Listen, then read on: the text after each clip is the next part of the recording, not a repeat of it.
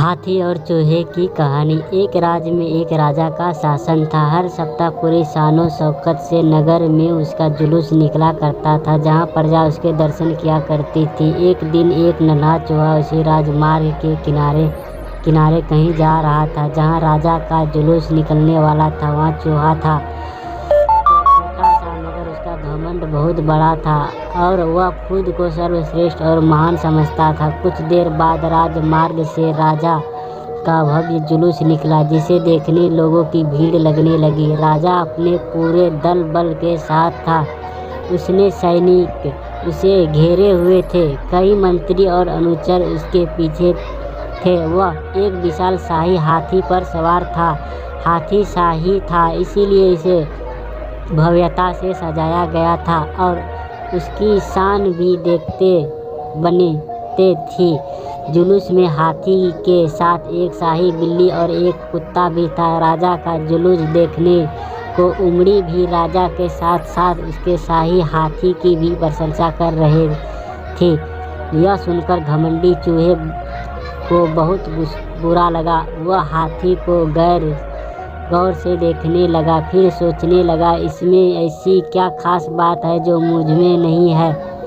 भी इस जैसे भी ही हूँ। मेरे पास भी 2 आँखें, 2 कान, 1 नाक और 4 पैर है। फिर उसकी इतनी प्रशंसा क्यों? उसके विशाल शरीर के कारण, लंबी सूंड के कारण, छोटी छोटी आँखों के कारण या झुर्रियाँ चमड़ी के कारण? किस कारण? एक बार तुम लोग मुझे देख लो, उस हाथी को भूल जाओगे। मैं हाथी से ज़्यादा महान हूँ। चूहा ये सब सोच ही रहा था कि शाही बिल्ली की नज़र उस पर पड़ गई और उसकी लार टपक गई। जुलूस छोड़ वह उसकी ओर लपटी। फिर क्या हुआ?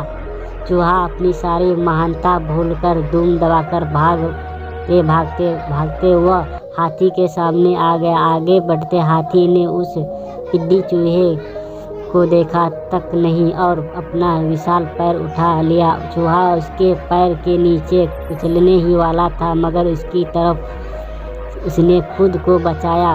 वहाँ से बचा तो खतरनाक कुत्ता सामने था, जो उसने देखकर गुर्राई। चूहा पूरी जान लगाकर वहाँ से भागा और राजमार्ग के किनारे स्थित एक छेद में घुस गया।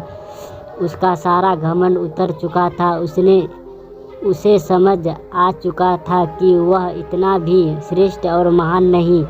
इस कहानी से हमें क्या सीख मिला? किसी से मात्र रूप रंग की समानता हमें महान नहीं बनाती।